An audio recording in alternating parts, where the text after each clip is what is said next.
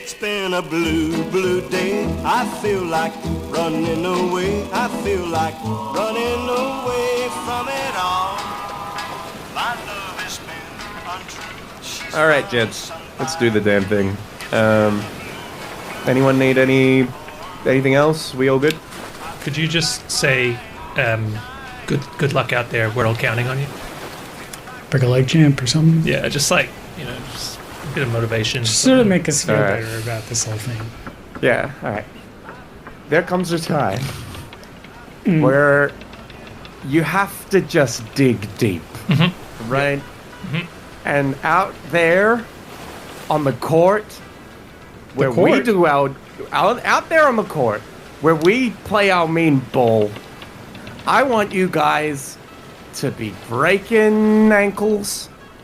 I want you to be dunking slams. And I want you to be ooping alleys like there's no tomorrow. Can I get all your hands and feet and tongues in? Come on. All right, you're not doing it. Go team on 3, 2, 1. Love team. Good team. There, that helped. A little more basketball oriented than I was hoping for, but okay. I do still feel motivated and refreshed. Okay.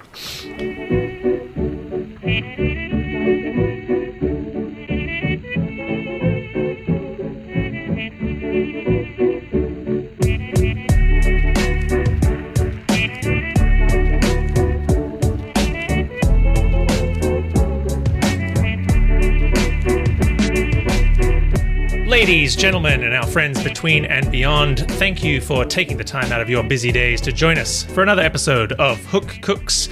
Tonight, in the Kitchen of Creativity, we'll be asking some difficult, uncomfortable, and deeply personal questions about which one of us thought it would be hilarious to put mint lollies into all our mincemeat.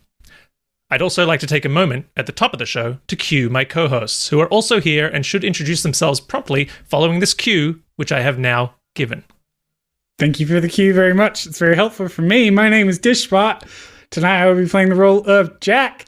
And do you not like, just asking for a friend, do you not like it when the mint is in the mints?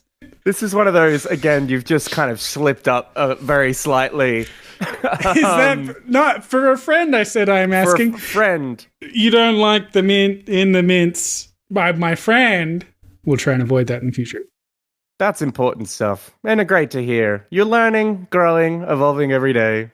I'm Connor, your larder critter. I've been trying my hand at fly fishing, but I can't catch any of the little buggers.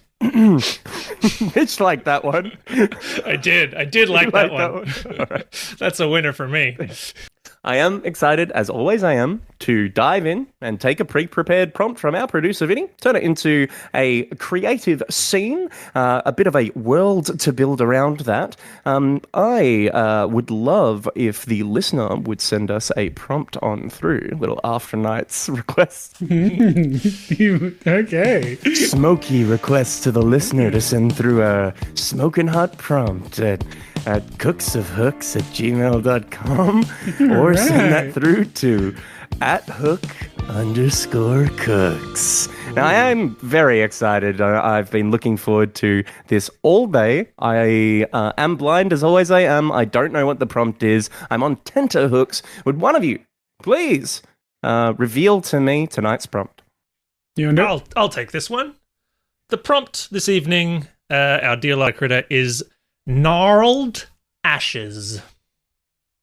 Ooh. Gnarled ashes. Yeah.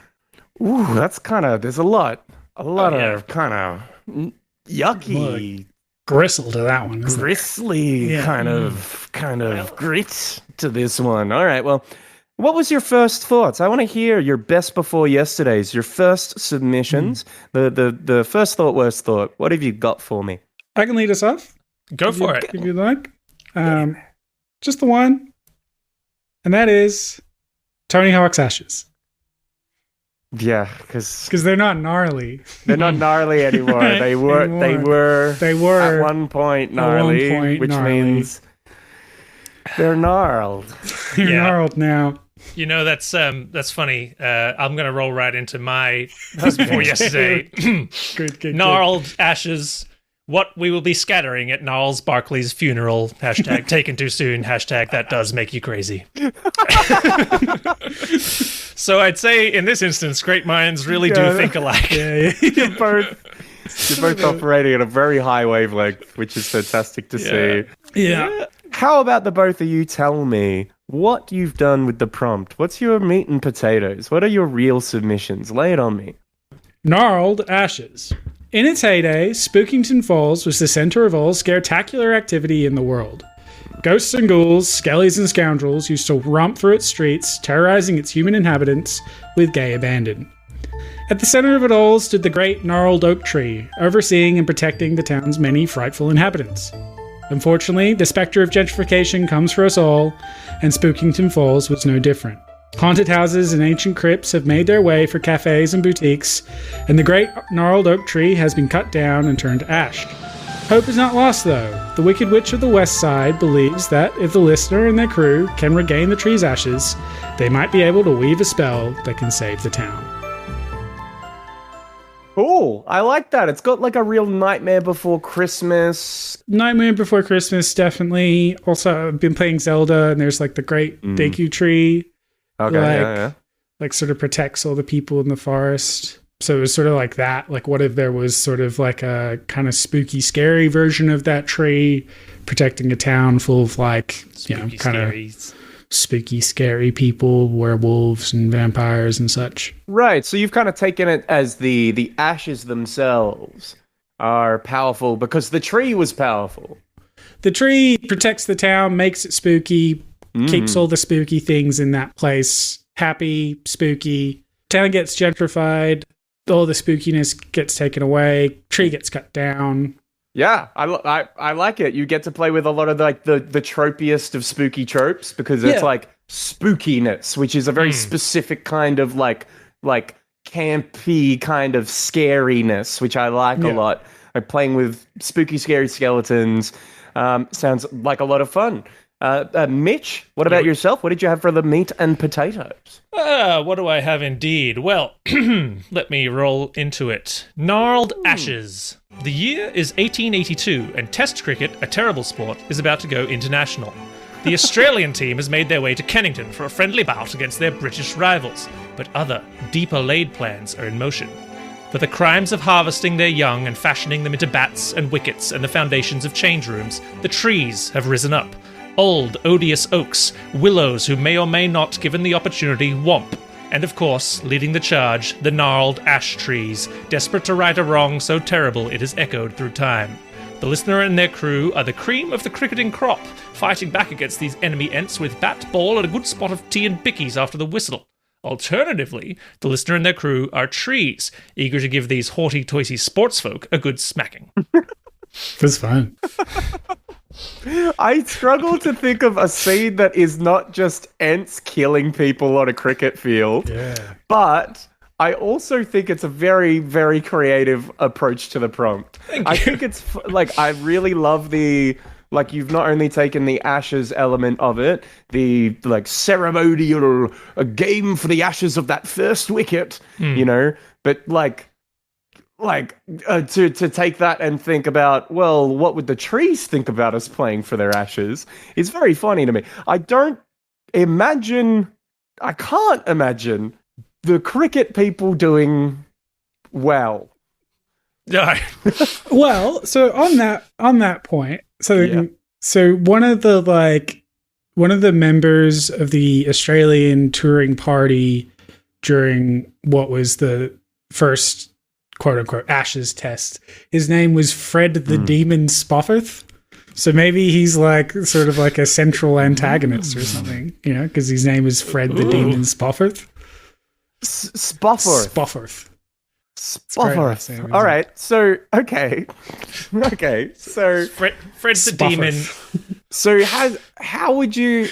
I want to chase this vein for a second. I want to chase this Spofford vein.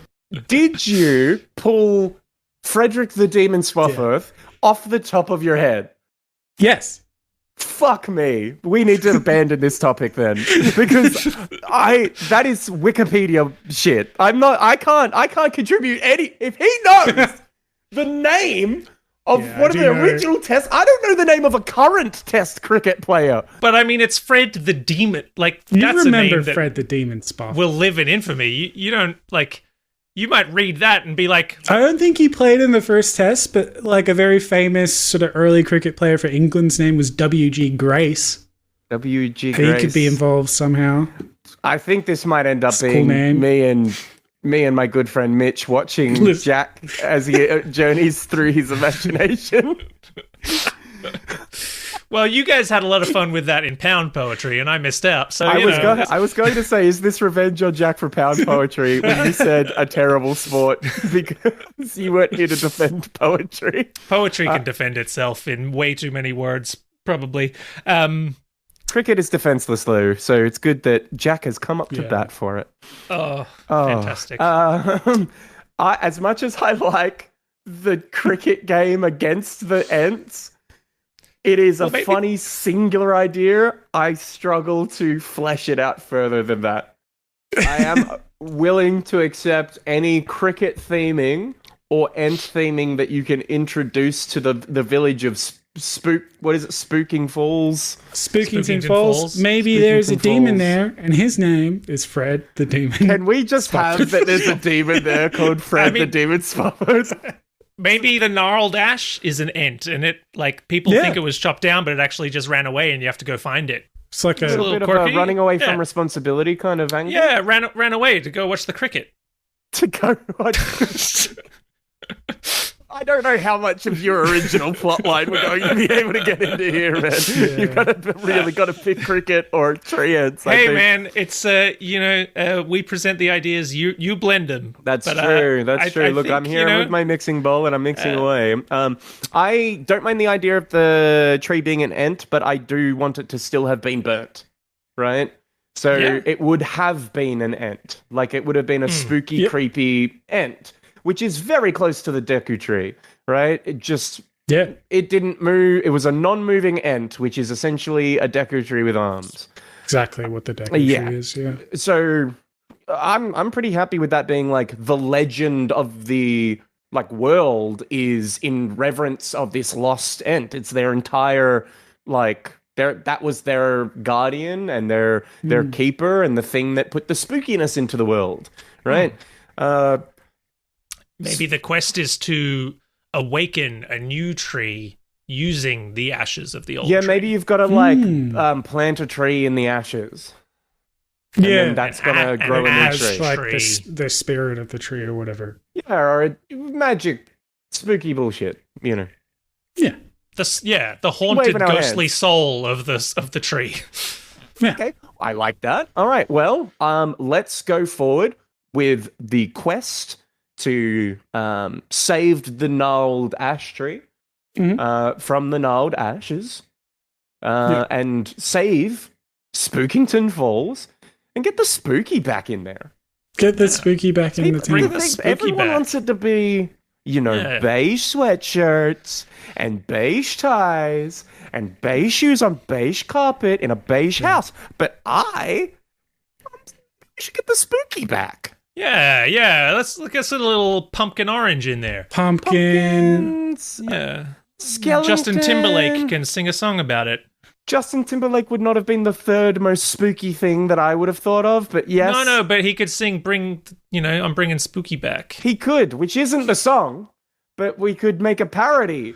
So, you see, when we're talking about the things that we would think about in reference to spookiness, right? And ordering them and ranking them, and you go, Justin Timberlake could do a cover. Justin Timberlake doing a cover that I invented in my own brain right now. It's a satirical version of his own song. It's a parody. You see It's fair. why that's confusing to the broader populace.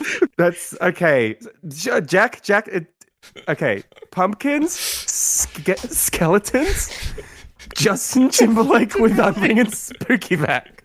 Let's move on. Timberlake doing a cover of a song that I invented just right now, and the lyrics go like this: "I'm bringing spooky back." It's really spooky. I'm feeling it. It's okay. There are other spooky things, and we need to spend some time focusing on them. Bats. Huh? Bat Are we doing schools. like the Universal monsters? Are we doing like vampires? Frankenstein Yeah, monsters? that's sort of what I was feeling, right? Is like, it's almost The monsters, sort of like kinda- cereal box monsters, right? It's like We do love our mummies cereal box and- monsters. Mummies and werewolves and Yeah, classic. The classic. Right down the Bats right are down the good, middle. Bats would have lived in the tree, so I feel like there's Sure, yeah. an extra impetus there. Maybe all the Synergistic. protagonists are bats. Maybe you're a bat. I feel like that's only going to complicate things. Okay, so we're doing like general monsters. Kind of Yeah. monsters you might dress up for Halloween. They are like right on the borderline of entirely losing their monstrous identity. Right? Yes. Yes. Okay. Yeah. That's Yeah, and maybe they're like living in a share house that used to be like a haunted house, like a spooky haunted place, and like a commercial haunted house. or Sure. maybe it's well, maybe it is now. Maybe it that's is now. their job. Yeah, like that's the only place that's left for them to sort of be themselves. Maybe. I kind of like the idea that the outside of the house looks like a normal house and then inside it's still spooky or whatever. Like their whole lives are dictated by having to conform. Like everything, you know? And then finally you have the call to action where a new agent, perhaps they've traveled from the past of Spookington Falls or something similar, where they know what it used to be like and they're motivated to get it back the way it used to be. And they know the secret, right? And the Wicked Witch of the West Side shows up and is like, look, we've got one last hope. I found the tree. The tree used to make it spooky. Yeah, maybe it's. This is the thing that I didn't flesh out very much at all, and it was like Which is this idea how of the tree how is does the tree relevant and functional. create that spookiness. It's kind of Zelda-ish, like you said, right? It's Like it's sort of kind of like a protective magic. element. You remove that like a spirit. spiritualness. Yeah. Maybe maybe there is like magic attributed to it in that it wards people away in some way, or keeps. I kind of like as well the humans idea out. that it's so big that it like does actually darken the whole city Sure. in that's like cool. a way that like It's a big tree. just gives it that sort of ambiance of a spooky place. Like even in daylight, it's like dark and sort of mysterious because of the shadows of this massive That's tree. like It's just that's like a Erd tree, big tree. I don't know how the mayor, Fred the Demon Spuffer, is gonna cut that thing down with these axe. well, he didn't cut it down. He burnt it. You just straight up burn that thing. It feels like that would. I mean, the ashes, right? I mean, I think we can split the difference on our size scale here. If we're talking Erd tree from Elden Ring, probably a bit too big. Equally, like I can see what Mitch is saying. If you were in like a grove and you had one big oak tree, they like being under the shade of the oak tree. We want to like we have to think of like a general arc propulsion here. We need to think of like the general story. We know that the general through thread is getting the ashes to plant a new tree in, right? Yeah. But we need an instigating action. Instigation. We also need to know where are these bloody ashes at, hey? Like what's going to stop us from getting the ashes and where do we need to go? What do you do with ashes? Normally, not much, man. Sort of just throw them away, do you?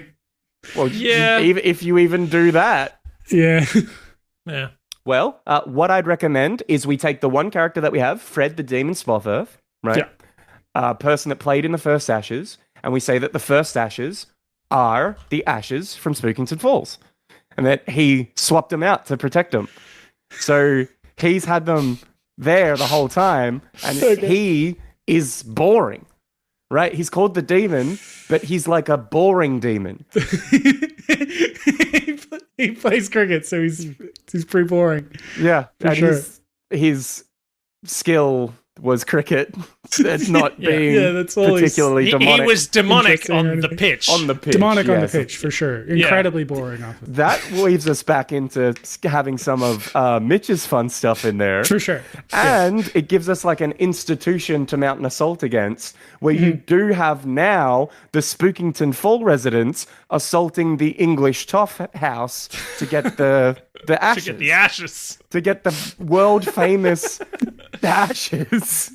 Yeah. This is fantastic. just so I get this right, what Fred the Demon Spofforth has done is chopped down a tree, burned the tree, replaced the ashes of the bale. The only thing, bear with me because I know where you're going with this. The bale, the wickety bit of the wickety spigot is very small. And a tree, Connor, it's very big. Okay? And also why was the other question that I had. Okay. I would say the only part of the ashes that remains are the ashes that he's held on to. And the only reason a new tree can't be grown is because those ashes haven't been scattered. Haven't been allowed to move on. Right? Oh, okay. Yeah. So he's trapped them. He's trapped them the heart of the tree in this sporting trophy that if he loses the next cricketing contest, he is obliged to give away. No, he doesn't give a shit because then Australia is going to protect it. Yeah. The nation will have pride in protecting it. Then England will protect them. No personal artifact that I own has as much protection on it as the ashes do. So I think pretty good plan. Yeah, it's a fine plan, sure. All right, Fred. But it's going to backfire for him. We're going to make sure of that. Make sure of it. And now Fred is the mayor of a recently gentrified Spookington Falls. He's immortal, but he keeps pretending that he's a different cricketer. Maybe he is a demon, and he's like, all the other demons make fun of him for being boring. So he's like, I'm gonna boring's good. I'm gonna win with boring, right? I'm gonna win with boring. He certainly hasn't been sent back to hell or anything. You know, what's the power of Christ compels thee. You know, he hasn't been exercised. Exercised. That's the word I was looking for. Thank you. Yes, he's playing it very close to the chest. No one really knows he's actually a demon, except for on the cricket pitch. Exactly on the cricket pitch. Yeah, he's pretty happy with that one. That people call him the demon. I would imagine that this many generations down, he'd have to be probably sporting a different moniker. No. Because Jack knows off the top of his fucking head who Mr. Spofforth is. So now he's Fred the Demon Spofforth Jr. Junior. The 10th. They stop saying junior after the first one usually, but he was very, very specific on the birth certificate. This is junior. Man, imagine just like you muck off for 3 years and you come back and you're like, I'm Connor too. It's very believable. I think I'd nail it. I got something for us to use as a trophy for this cricket game. I think we need to protect this dank trophy. Yeah, look, I really love this idea. Let's play with it. Now that we have essentially the general vibe, we have Spookington Falls filled with these colorful characters, and we're headed to reclaim the ashes. I would like to know what you guys are thinking about in terms of the most exciting point to flesh out for the plate up. Let's figure out what the end looks like, right? What's also, I guess, maybe a little bit of the path there, right? Like we've done a lot of the start, but not a lot of the middle and end. Do you know what I mean? Like do they have to travel somewhere? Do they have to overcome, what's an obstacle they have to overcome? This is kind of my thinking so far.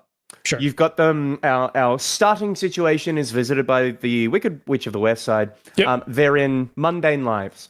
They have to travel through the public, which is already something that they find a little bit challenging, right? Yeah. By train or by cab or something, or They fly, right? They fly there. They fly to England. Oh shit! For cricket. For cricket happened. They fly from Spookington Falls, which is in upper state New York, to London. Cool. It's a real fish out of water. It's like a National Lampoon's European holiday kind of tour, right? Yeah. And they're on a plane trying to stay undercover, trying to get through under pressure, sitting next to people, and they're wearing all the mummy rags under their clothes, or for sure, trying not to turn into a werewolf. The mummy goes to the bathroom and flushes and catches one of the bandages, and it starts flipping in. Okay, I really like the fact, like, sticking with the idea that they're in from, like, Muncie, Indiana, and they're flying over. That's our first obstacle. They fly over to London, have to then navigate London. It's the Lord's cricket ground where they apparently will be storing the ashes. So maybe it's like they get to Lord's, right, where the ashes are being played, and then they realize that like all the cricket player, like Fred the Demon Spofforth is still around because he's still a demon and still boring. All like the people who play cricket are also demons, and they've then got to like fight all this like.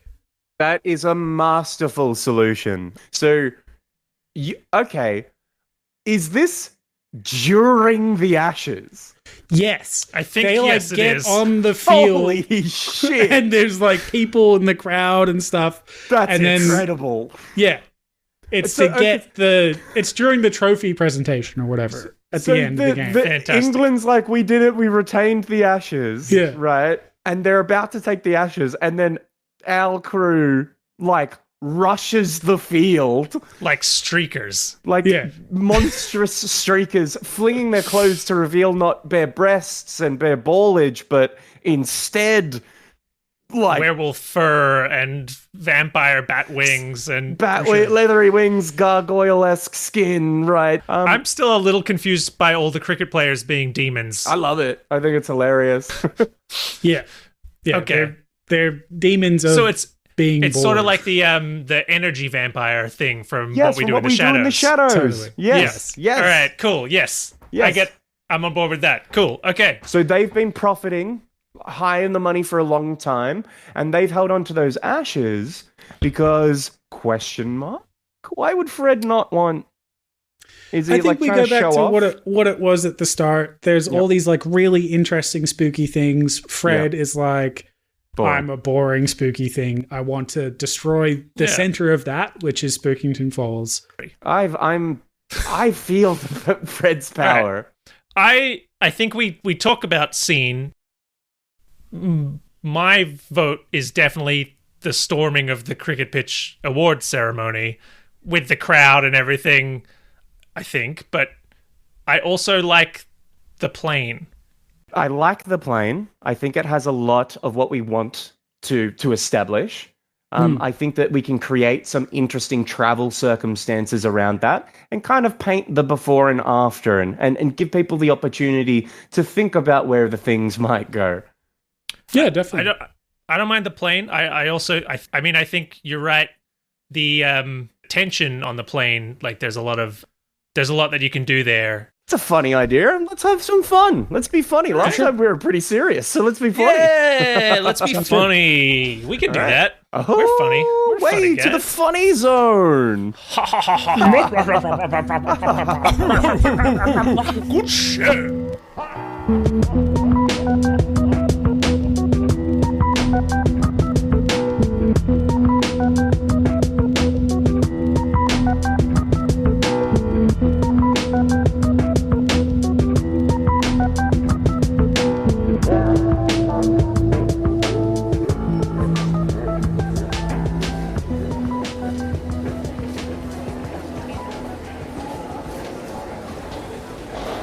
You wince, tensing as the metal detector beeps angrily.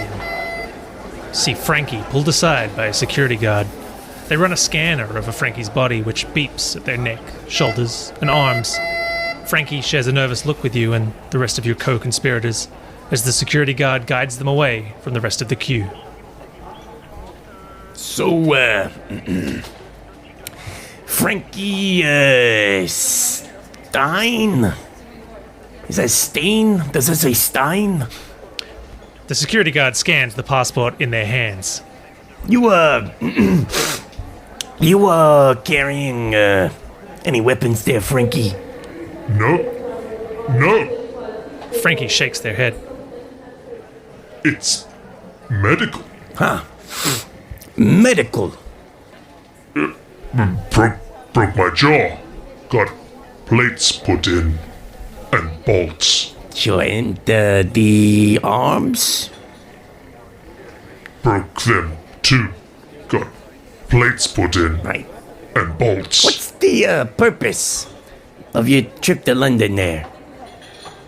I'm going to the cricket, the Ashes. Need to go to the Ashes. Frankie is sweating. The security guard's eyes glaze with a telltale blankness. Got a buddy who's into that. Bores me to tears. Their energy seems to abandon them. Their focus, their concern, seems to leak out of them at the thought of the game. It should be an exciting one this year. Am I allowed to go? The security guard blinks, then nods. Yeah, of course you ought to have a word with your doc, though. My cousin got one of those bolts put in when he had his shoulder done. But they at least made sure to put it inside of his body.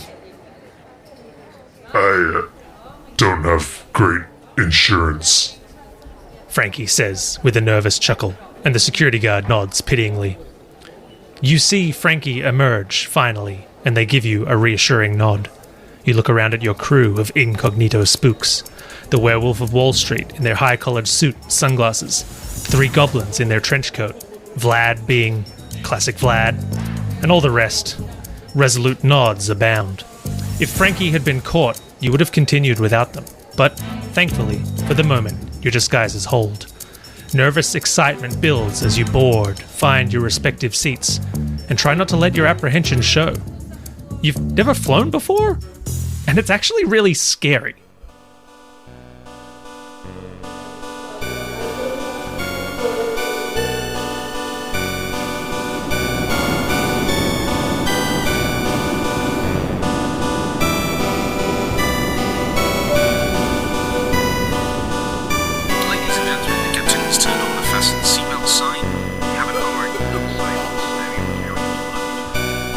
Eyes are everywhere.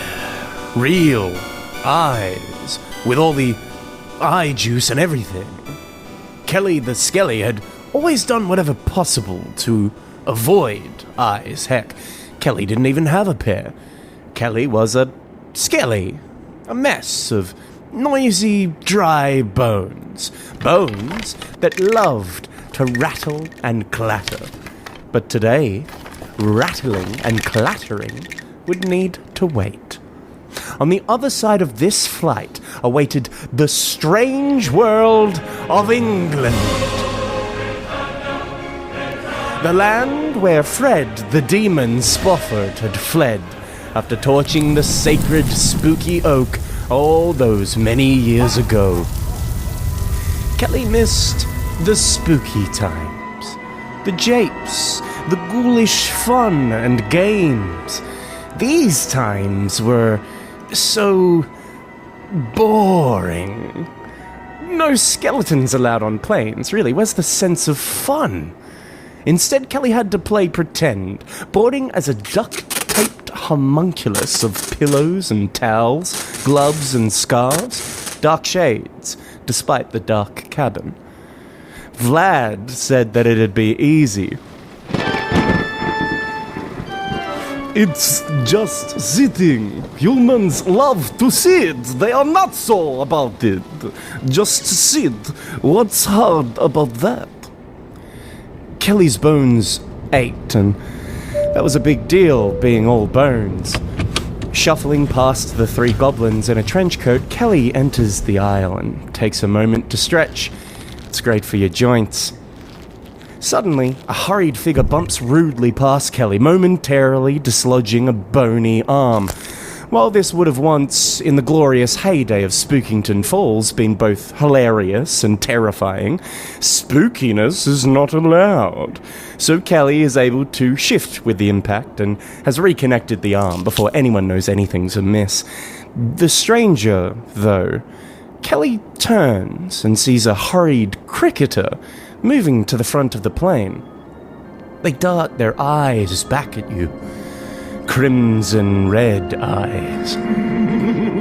The cricketer enters the cockpit, pushing aside an attendant and closing the cockpit door behind them. Sir, you can't go in there. The attendant reopens the cockpit door and screams, "Ah! They're gone! Gone! The captain! The co-pilot gone! If Kelly had a gut, it would sink right about now. Does anybody know how to fly? It's been a long, long day. It's been a long, long day. It's been a long day for you, Garbolg the Gargoyle. You're almost an hour late to the airport after accidentally walking into a stray sunbeam and turning back into stone. Then you got stuck behind Frankie at the security check, and finally, to top everything off, the kid behind you will not stop kicking your seat. Finally, though, it's time to try and relax. After popping an entire bottle of Ambien, you do weigh a trim 4 tons after all, you settle back into your seat and try to get some much-needed shut-eye. Then, you hear the scream. Does anybody know how to fly?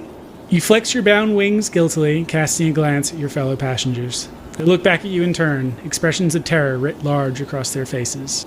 The kid behind you gives your seat a particularly venomous kick, and that's all the impetus you need. At least the pilot's chair will be comfortable. You raise your hand, and the humans around you begin to cheer.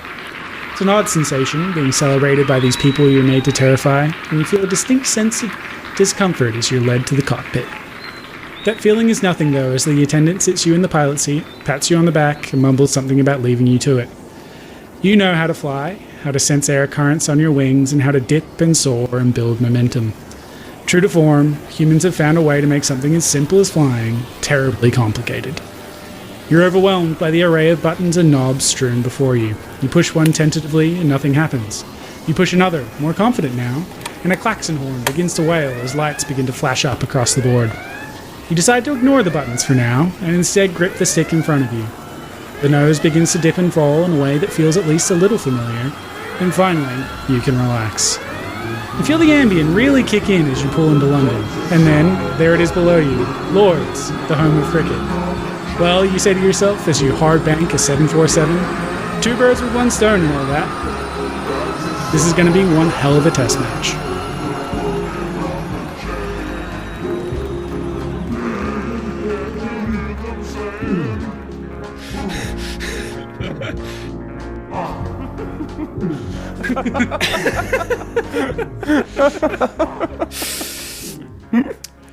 Oh man, Garbolg. I mean, I feel like we got as much as we could have out of the plane element. I'm pretty dang happy with that. Really pulled it. Oh man, yeah, that would be a very exciting, I think, cricket match to watch. A very exciting, probably on TV is probably catch that one from home, probably, or at the bar. You know, that's probably the best place to see that particular match. We were flying high throughout that episode, I feel, and now we've come in for a 10 out of 10 landing, quite a fiery one, but one unmatched in style.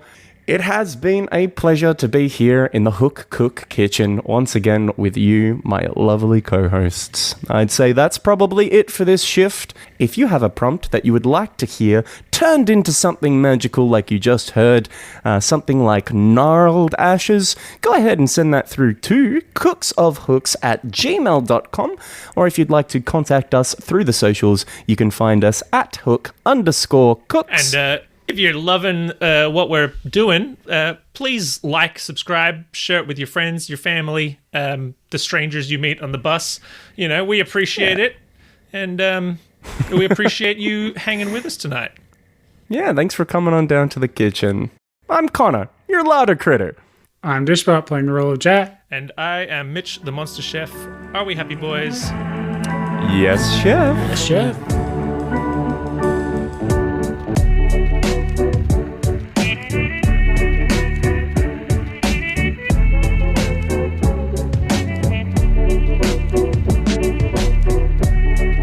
Don't know why Brooklyn dude fucked me up so much today. It's just normally fine. It's the cold weather. It's the cold weather. It's good. I shouldn't have prepped you. Yeah, it's true. I would have just done that, wouldn't I? She was like, Connor, it's an American security. It doesn't matter. It's a voice. Connor, do this voice. Hey, what are you doing? I'll do the voice more than I ever done the voice before. Oh, forget about it.